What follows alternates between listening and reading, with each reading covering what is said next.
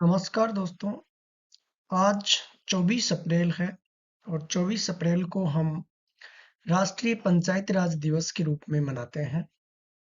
तो इस अवसर पर आज हम भारत में पंचायती राज प्रणाली का उद्भव और उसके ऐतिहासिक विकास क्रम की चर्चा के साथ-साथ बात करेंगे कि राष्ट्रीय पंचायती राज दिवस कब से हम मनाते हैं और क्यों मनाते हैं। तो आइए हम बात करते हैं भारत में राष्ट्रीय पंचायत राज दिवस के बारे में।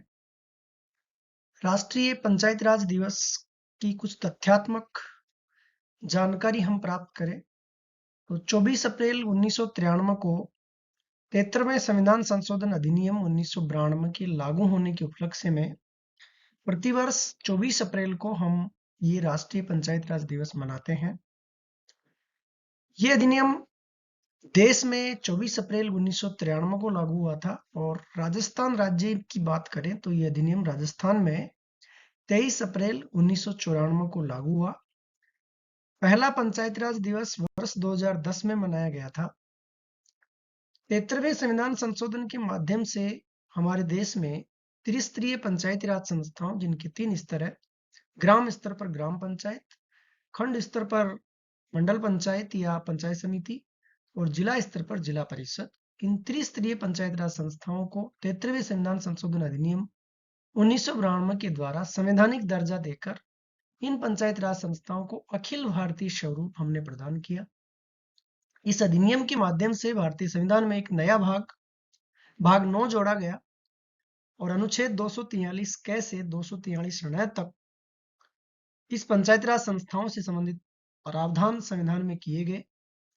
इसके साथ ही संविधान में 11वीं अनुसूची शामिल की गई जिसमें पंचायती राज संस्थाओं की शक्तियों से संबंधित और उनके दायित्वों से संबंधित 29 कार्यात्मक विषयों का उल्लेख है। यद्यपि भारत में पंचायती राज संस्थाओं के प्रावधान हमारे मूल संविधान में भी है। भाग 4 में नीति निर्देशक तत्वों में अनुच्छेद 40 में पंचायतों का उल्लेख किया गया है। भारत में सर्वप्रथम पंचायत राज की शुरुआत राजस्थान के नागौर जिले के बगदरी गांव से 2 अक्टूबर 1959 को हुई थी। भारत में स्थानीय स्वशासन का जनक गवर्नर जनरल लॉर्ड रिपन को माना जाता है। पंचायत राज व स्थानीय स्वशासन संस्थाओं को लोकतंत्र की पाठशालाएं और लोकतांत्रिक विकेंद्रीकरण का साधन माना जाता है।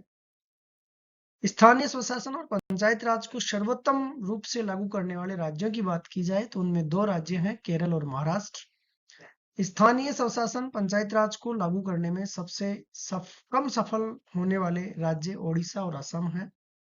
अनुच्छेद 246 के अंतर्गत स्थानीय स्वशासन से संबंधित किसी भी विषय पर कानून बनाने की शक्ति राज्य विधानमंडल को सौंपी गई है। पंचायत राज दिवस के अवसर पर केंद्रीय पंचायती राज मंत्रालय द्वारा श्रेष्ठ प्रदर्शन करने वाली पंचायतों को, राज्यों को और केंद्र शासित प्रदेशों को कुछ पुरस्कार प्रदान किए जाने की परंपरा रही है। ये पुरस्कार हैं दीनदयाल उपाध्याय पंचायत सशक्तिकरण पुरस्कार, नानाजी देशमुख राष्ट्रीय गौरव ग्राम सभा पुरस्कार, बाल सुलभ ग्राम पंचायत पुरस्कार, ग्राम पंचायत विकास योजना पुरस्कार, राज्यों एवं केंद्र शासित प्रदेशों को ई पंचायत पुरस्कार। हम पंचायतों का डिजिटलीकरण कर रहे हैं और पंचायतों में ई गवर्नेंस को मजबूत बनाने के लिए केंद्रीय पंचायत राज मंत्रालय ने एक वेब आधारित पोर्टल जिसका नाम ई ग्राम स्वराज पोर्टल है, इसकी शुरुआत की गई है। हम बात करें भारत में पंचायती राज प्रणाली का उद्भव कैसे हुआ और इसका ऐतिहासिक विकास क्रम क्या है, क्योंकि आज पंचायती राज दिवस है। इस अवसर पर हम आज जानेंगे पूरा ऐतिहासिक विकास क्रम और उद्भव। सामान्य परिचय। पंचायत राज संस्थान देश में ग्रामीण स्थानीय स्वशासन की प्रणाली है जिसका उद्देश्य भारत में तृणमूल स्तर पर, बिल्कुल जमीनी स्तर पर लोकतंत्र को मजबूत बनाना और शासन में जन भागीदारी और विकेंद्रीकरण को बढ़ावा देना इनका उद्देश्य है। यद्यपि देश में ग्रामीण स्थानीय स्वशासन का अस्तित्व हमें प्राचीन काल से ही देखने को मिलता है, चाहे हम ऋग्वैदिक कालीन की बात करें या दक्षिण भारत में हम तमिल राज्यों की बात करें, चेर राज्य चोल राज्यों की बात करें, हमें सभी जगह प्राचीन काल में स्थानीय ग्रामीण स्वशासनी की संस्थाओं का वर्णन मिलता है। तथापि पंचायत राज संस्थाओं का जो वर्तमान स्वरूप है और संवैधानिक स्वरूप है, वो स्वतंत्रता के बाद लागू किया गया 73वें संविधान संशोधन के माध्यम से, जिसको आज 24 अप्रैल 2023 को 30 वर्ष पूरे हो गए हैं। प्राचीन भारत की हम बात करें तो वैदिक काल में पंचायत राज प्रणाली का प्रमाण हमें ऋग्वेद में कुछ संस्थाओं के उल्लेख के रूप में मिलता है। सभा, समिति, विदित जैसी संस्थाओं का नाम हमें ऋग्वेद में देखने को मिलता है, जिनसे राजा और स्थानीय स्तर के मामलों में निर्णय लेते समय सलाह और स्वीकृति प्राप्त करता था। इसके साथ ही रामायण और महाभारत महाकाव्यों में भी, कौटिल्य के अर्थशास्त्र में भी और मनुस्मृति में भी हमें ग्रामीण स्थानीय स्वशासन के पर्याप्त साक्ष्य मिलते हैं। मध्यकाल की बात करें तो सल्तनत काल या मुगल काल में ग्राम स्तर की प्रशासनिक और राजस्व अधिकारियों के रूप में खूत, मुकद्दम, चौधरी और पटवारी का उल्लेख हमें मिलता है। कालांतर में सामंतवादी प्रणाली के कारण जो पहले से चली आ रही ग्रामीण स्थानीय स्वशासन की इकाइयां थी, चाहे प्राचीन कालीन हो या सल्तनत कालीन हो, उनका धीरे धीरे अंत हो गया। ब्रिटिश काल में पंचायत राज प्रणाली की हम बात करें तो वैसे तो ब्रिटिश काल में पंचायत राज प्रणाली का पूर्णतः अंत हो गया था, लेकिन कुछ उदाहरण हमें इसमें भी देखने को मिलते हैं। वर्ष 1870 में मेयो प्रस्ताव से स्थानीय संस्थाओं की शक्ति और उत्तरदायित्वों में वृद्धि से इनके विकास को पुनः गति मिली, जिसकी अगली कड़ी के रूप में मेयो के जो प्रस्ताव थे उसको आगे बढ़ाने का काम लॉर्ड रिपन ने किया और उसने स्थानीय संस्थाओं को लोकतांत्रिक ढांचा प्रदान किया। इसलिए लॉर्ड रिपन को भारतीय स्थानीय स्वशासन का जनक कहा जाता है और उसके इस कदम को भारतीय स्थानीय स्वशासन का मैग्ना कार्टा कहा जाता है।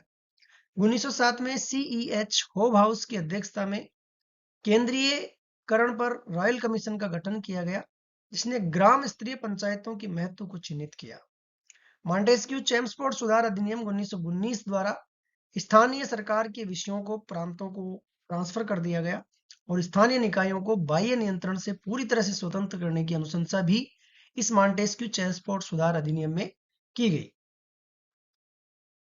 स्वतंत्रता से पहले तक की हमने बात की, इसके बाद हम बात करेंगे स्वतंत्रता के बाद भारत में पंचायती राज प्रणाली का विकास कैसे हुआ। तो मूल संविधान की अगर हम बात करें तो मूल संविधान में पंचायती राज से संबंधित प्रावधान और विवाद की स्थिति थी, इस पर हम बात करेंगे। मूल संविधान में पंचायती राज का जो प्रावधान है वो भाग 4 में नीति निर्देशक तत्वों के रूप में हमें अनुच्छेद 40 में पंचायतों के उल्लेख के रूप में मिलता है। अनुच्छेद 246 में स्थानीय स्वशासन से संबंधित किसी भी विषय पर कानून बनाने की शक्ति राज्य विधानमंडल को दी गई है।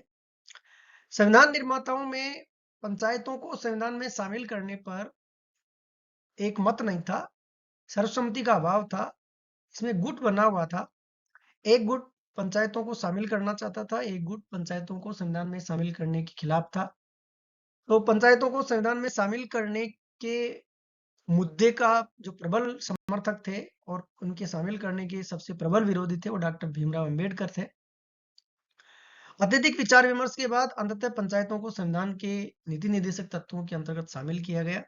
चूंकि नीति निर्देशक तत्व मूल अधिकारों की तरह बाध्यकारी नहीं होते हैं, इसलिए देश में इन पंचायती राज निकायों के लिए एक समान सार्वभौमिक ढांचा नहीं बन पाया, एक समान सार्वभौमिक संरचना का अभाव देश में रहा। इसी कारण से हमें बाद में जाके 73वें संविधान संशोधन की आवश्यकता पड़ी। स्वतंत्र भारत में पंचायत राज की पहली शुरुआत किस रूप में हुई और कैसे हुई? तो अमेरिकी विशेषज्ञ अल्बर्ट मेयर द्वारा शुरू की गई एक इटावा परियोजना थी, उससे प्रेरित होकर भारत में सामुदायिक विकास कार्यक्रम की शुरुआत 2 अक्टूबर 1959 को राजस्थान के नागौर जिले के बगदरी गांव से शुरू किया गया। इसी के साथ देश में पंचायत राज प्रणाली का श्री गणेश माना जाता है। इसका उद्घाटन प्रथम प्रधानमंत्री जवाहरलाल नेहरू ने किया। तो ये एक स्थान विशेष था जहां से देश में पंचायती राज प्रणाली का श्री गणेश हुआ। अगर संपूर्ण राज्य की बात करें तो सर्वप्रथम संपूर्ण राज्य में पंचायती राज प्रणाली को लागू करने वाला राज्य आंध्र प्रदेश था और ये तिथि थी 2 अक्टूबर 1959, जब राजस्थान में नागौर जिले में पंचायती राज प्रणाली की शुरुआत हुई और 2 अक्टूबर 1959 को ही संपूर्ण आंध्र प्रदेश राज्य में भी पंचायती राज प्रणाली लागू हुई। प्रशिक्षित योग्य नौकरशाही कर्मचारियों की कमी, शासन में जनभागीदारी के अभाव, सामुदायिक विकास कार्यक्रम को लागू करने में स्थानीय निकायों की रुचि के अभाव जैसे विभिन्न कारणों के कारण सामुदायिक विकास कार्यक्रम असफल रहा। इस कार्यक्रम की विफलता को जांचने के लिए, पड़ताल करने के लिए, विफल के कारणों की समीक्षा करने के लिए ही 1957 में बलवंत राय मेहता समिति का गठन हुआ, जिसने पंचायत राज के सुदृढ़ीकरण के लिए कुछ सिफारिशें की, जिसकी सबसे प्रमुख सिफारिश थी ग्रामीण स्थानीय स्वशासन को त्रिस्तरीय पद्धति प्रदान करना। ग्राम स्तर पर ग्राम पंचायत, खंड स्तर पर पंचायत समिति और जिला स्तर पर जिला परिषद। पहली बार त्रिस्तरीय पंचायती राज संस्थाओं का जो ढांचा दिया वो बलवंत राय मेहता समिति ने दिया। पंचायत राज संस्थाओं को वास्तविक शक्तियां उत्तरदायित्व प्रदान करने की सिफारिश भी समिति ने की। पंचायत राज संस्थाओं को पर्याप्त संसाधनों के स्थानांतरण की सिफारिश भी समिति ने की। सामाजिक और आर्थिक कार्यक्रमों के संचालन में पंचायत राज संस्थाओं की भूमिका को सुदृढ़ करने का सुझाव भी बलवंत राय मेहता समिति ने दिया। दूसरी बात, सादिक अली समिति, जो कि राजस्थान से संबंधित एक विशेष समिति है। राजस्थान सरकार ने 1963 में गठित किया था राजस्थान में पंचायत राज की समीक्षा करने के लिए। इसने सिफारिशें में मुख्यतः 2 सिफारिशों का हम यहाँ चर्चा करेंगे। पहली सिफारिश ये है कि पंचायत राज संस्थाओं को वित्तीय अधिकार प्रदान कर उनका वित्तीय सुदृढ़ीकरण करना चाहिए और प्रशासनिक अधिकारियों को पंचायतों के प्रति जवाबदेह बनाना चाहिए। अशोक मेहता समिति 1977 में गठित की गई। इसने बहुत सारी सिफारिशें की, जिसमें प्रमुख सिफारिश ये थी कि इस समिति ने ग्रामीण स्थानीय स्वशासन की त्रिस्तरीय पद्धति के स्थान पर द्विस्तरीय पद्धति का समर्थन किया। जिला स्तर पर जिला परिषद और मंडल स्तर पर मंडल पंचायत। एमएल सिंघवी समिति 1986, जो कि राजीव गांधी सरकार के समय में गठित की गई, और इस समिति की सिफारिश ये थी कि पंचायत राज संस्थाओं को संवैधानिक दर्जा प्रदान किया जाना चाहिए और इसी समिति की सिफारिश के आधार पर 73वें संविधान संशोधन अधिनियम 1992 का ड्राफ्ट तैयार किया गया, जो कि प्रधानमंत्री पीवी नरसिंह राव के काल में पारित किया गया और देश में लागू हुआ। पंचायत राज प्रणाली को इस अधिनियम के माध्यम से संवैधानिक दर्जा दिया गया। इस अधिनियम की प्रमुख विशेषताओं की हम बात करें तो इसमें 243 अनुच्छेद 243 क में ग्राम सभा के गठन का प्रावधान है, जो कि बिल्कुल नीचे स्तर पर ग्राम पंचायत लेवल पर जो निकाय है, एक तरीके से संसदीय निकाय है, ये संसद की तरह इसका काम है। 243 ख में और ग में ग्रामीण स्थानीय स्वशासन की त्रिस्तरीय पद्धति का प्रावधान है, जिसकी हम चर्चा कर चुके हैं। ग्राम स्तर पर ग्राम पंचायत, खंड स्तर पर खंड या मंडल पंचायत या पंचायत समिति या जिला स्तर पर जिला परिषद। अनुच्छेद 243 घ में चुनावों में आरक्षण का प्रावधान है, इसमें महिलाओं को 1/3 आरक्षण दिया गया है और अनुसूचित जाति, जनजाति, अन्य पिछड़े वर्ग को उनकी जनसंख्या के अनुपात में आरक्षण प्रदान किया गया है। अनुच्छेद 243 च में पंचायत राज संस्थाओं के सदस्यों की अनर्हताओं और अयोग्यताओं का प्रावधान है।